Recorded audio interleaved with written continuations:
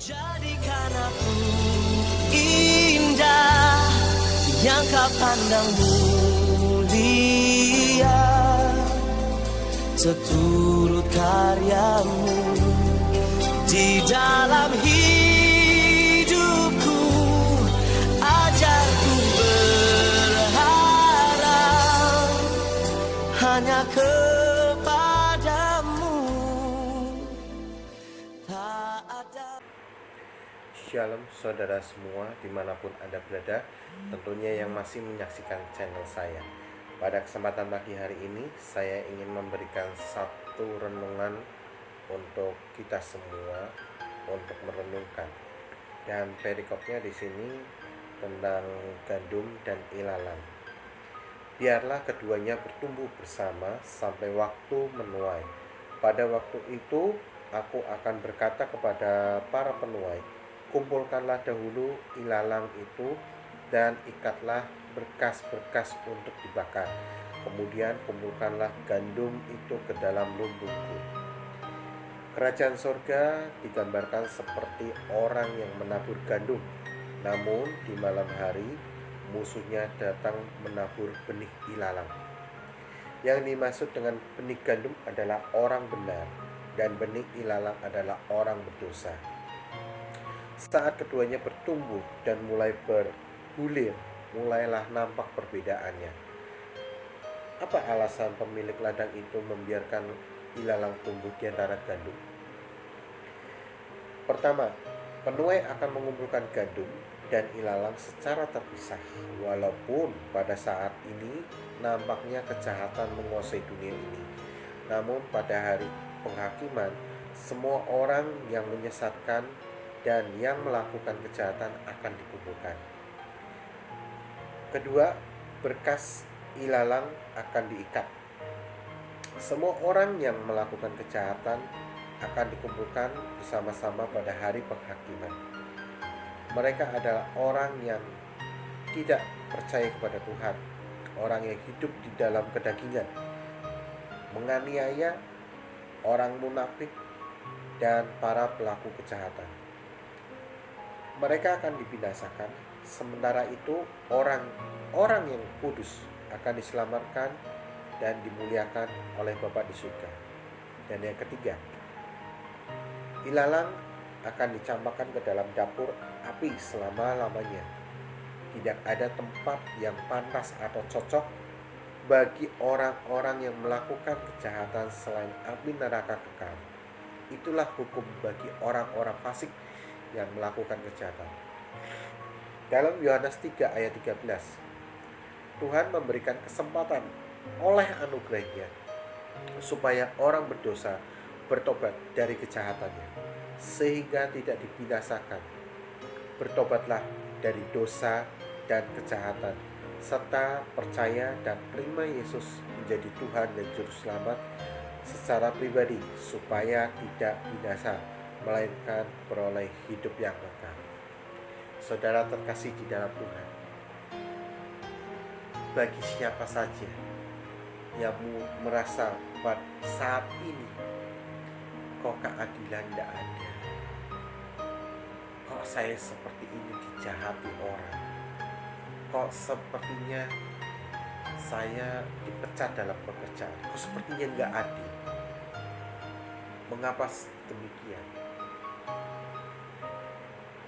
Dari sinilah perlu kita ketahui, ini adalah akhir zaman. Dan firman Tuhan telah dikatakan, manusia mulai mencintai dirinya sendiri dan tidak peduli dengan orang lain. Dan firman Tuhan dikatakan sebelumnya apa? Dunia akan lenyap dengan sendiri, dengan keadaannya. Dan dari situlah manusia mulai mencintai dirinya sendiri dan tidak tahu berterima kasih. Kasih mula-mula sudah hilang. Saudara terkasih di dalam Tuhan, segala bentuk penganiayaan, segala bentuk hinaan, cacian, bully atau segala macam yang berupa kejahatan yang orang-orang fasik lakukan, mereka disebut adalah ilalang. Kita tidak perlu membalasnya. Pada saat hari penghakiman, disitulah akan dipilih mana yang ilalang, mana yang gandum. Lebih kasar kata lagi, mana yang kambing, mana yang domba. Itu akan dipisahkan. Maka dari itu kita harus back to basic. Kita harus hidup kudus. Saya seperti ini. Saya juga merenungkan sebelum saya sharing firman ini, sharing renungan firman ini, saya juga merenungkan. Saya pun mengalami seperti saudara. Saya pun dibully, saya pun dicurangi.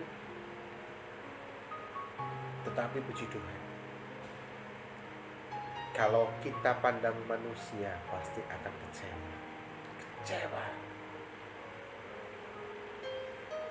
Saudara jangan mengatakan, loh Bapak seorang pendeta kok kecewa?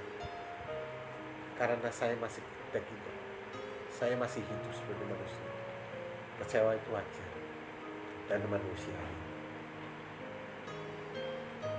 Dari sinilah saya mulai pandang Yesus.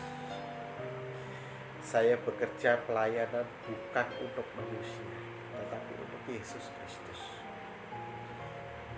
Hidup mati saya bukan ditentukan oleh organisasi atau manusia, melainkan hidup mati saya ditentukan oleh Tuhan Yesus Kristus. Saudara sekalian, maaf kalau setiap pagi pasti saya bilang, jadi saya agak suaranya agak seperti ini. Dan perlu ketahui saudara sekalian,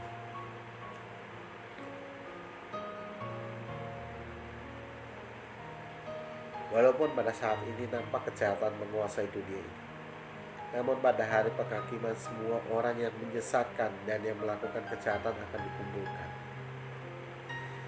Mereka adalah orang yang tidak percaya kepada Tuhan, orang yang hidup dalam kedagingan, menganiaya, orang munafik dan para pelaku kejahatan.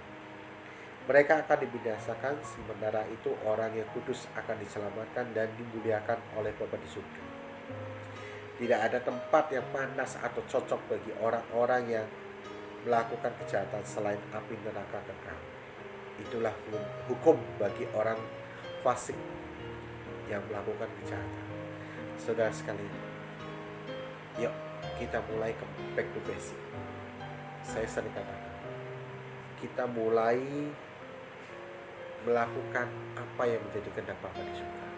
Kita bertobat, secepatnya segera kita bertobat, karena waktu ini sudah semakin singkat. Selama masih ada kesempatan kita untuk bertobat, kita bertobat. Pikirkan perkara yang di atas, bukan perkara yang di bawah. Saudara terkasih, harapan saya kelak kita semua berjumpa dia bersama di awan-awan bersama Tuhan Yesus Kristus, dan tidak ada satupun yang ditinggalkan. Kiranya renungan pagi hari ini membuat kita termotivasi, kita bangkit. Kita jangan balas kejahatan dengan kejahatan. Mulailah kita melakukan kebaikan. Balaslah kejahatan dengan kebaikan. Jika orang melakukan ketidakbaikan kepada kamu, kita lakukan dengan kasih Kristus. Jika kamu sudah melakukan kebaikan untuk mereka tetapi tanggapannya berbeda, ya sudah, lakukan itu bukan untuk manusia, bukan untuk pencitraan, bukan untuk cari muka atau yang lain, melainkan lakukan semua ini hanya untuk Tuhan. Kiranya Tuhan Yesus memberkati. Shalom.